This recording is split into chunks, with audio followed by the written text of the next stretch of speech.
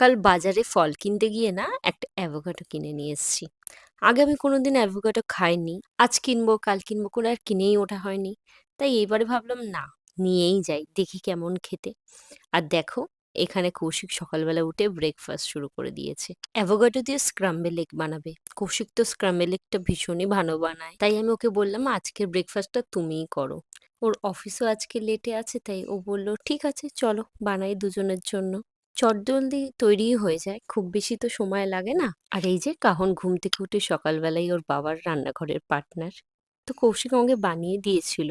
খেতে খুবই ভালো ছিল, বাট স্পেশালি না আমার অ্যাভোকাডোর কোনো আলাদা করে টেস্ট আমি কিছু বুঝতে পারিনি। ও স্ক্রাম্বেল এগের মতনই লাগছিল।